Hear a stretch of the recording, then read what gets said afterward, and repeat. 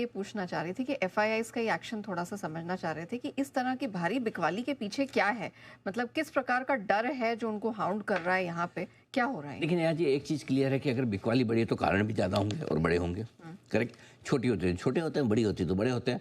अब इसमें हुआ क्या है, कल आप देखिए, कल कैश मार्केट में 6082 करोड़ की एफआईआईज की बिकवाली है। इंडेक्स फ्यूचर्स में 1178 करोड़ की बेची है, ठीक है। सामने स्टॉक फ्यूचर्स खरीदे लंबे समय बाद और 2123 करोड़ का।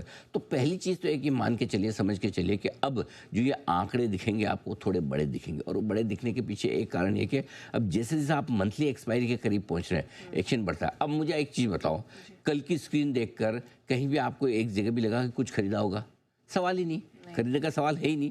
तो क्या होता है, जनरली एफआईआईज जब बेचते हैं तो फ्यूचर्स में पहले बेचते हैं या खरीदते हैं तो भी फ्यूचर्स में, और जब एक्सपायरी के नज़दीक आते हैं तो वो ट्रेड रिवर्सल होने लगता है। सो कल कैश में उन्होंने 6082 करोड़ बेचा, लेकिन 2100 करोड़ का स्टॉक फ्यूचर्स रिवर्स किया है। सो नेट एफआईआईज की बिकवाली 4000 करोड़ के आसपास की है स्टॉक्स में देखें, और इंडेक्स फ्यूचर्स वगैरह मिला के देखें तो 5000 करोड़ की जो घरेलू फंड की खरीदारी के मुकाबले में छोटी है। 6700 6800 करोड़ का लोकल फंड से खरीदा है, तो आंकड़े उतने बुरे नहीं हैं।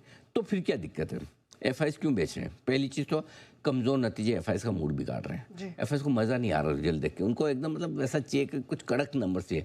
अब दूसरा प्रॉब्लम क्या है, जब ज़्यादातर एफआईआईज अमेरिका में पैसा लगाते हैं, अमेरिका के हैं, अमेरिकन मार्केट को ज़्यादा अच्छे से समझते हैं, अब वहाँ अच्छे कड़क रिजल्ट आ रहे हैं, अच्छा मार्केट लाइफ हाइप है, तो उनको लगता है मैं बाहर क्यों जाऊँ, राइट। और जबकि हमारे रिजल्ट थोड़े ठीक है। दूसरा ये कि हम अप्रैल से जो 21,700 के लेवल से हम 26,700 पर आए, 25,700 पे आए, 4,000 पॉइंट बढ़े हुए।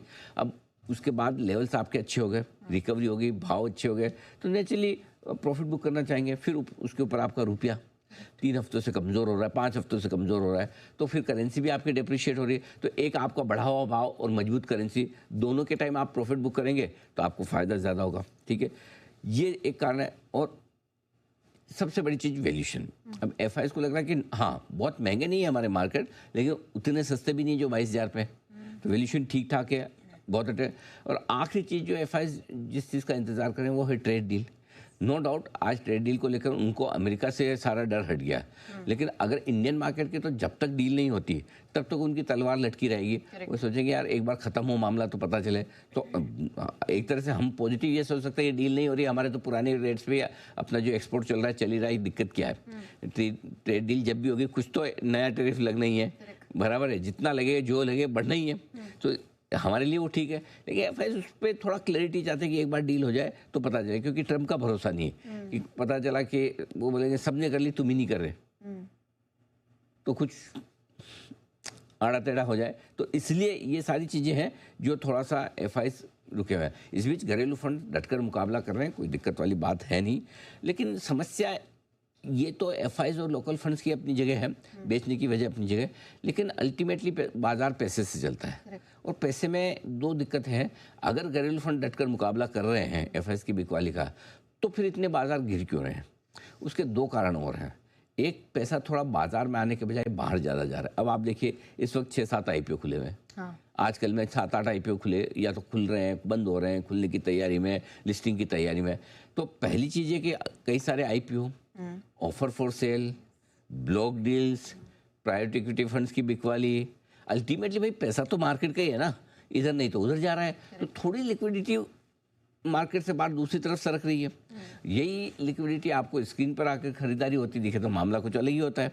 दूसरी चीज़ जो है नेहा, वो ये कि रिटेल इन्वेस्टर्स का खरीदारी का मूड है नहीं, वो तो स्मॉल कैप में 7 दिन से अटके पड़े हैं, नीचे आ रहा है, मिड कैप चल नहीं रहे। और अच्छा दूसरी बात है कि थोड़े बहुत चले भी हैं तो वो शेयर चल रहे जो उनके पास नहीं है। अब रिटेल का तो सिस्टम कैसा है, एक शेयर ले लिया, जब तक वो बिके ना तब तक पैक है, अब दूसरा चाहे तो भी नहीं ले पाए।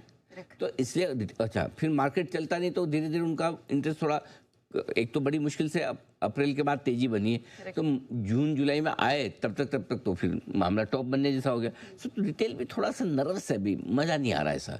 तो आई थिंक ये सारे कारण हैं, थोड़ा सा मामला ढीला है। लेकिन सर सिंस आप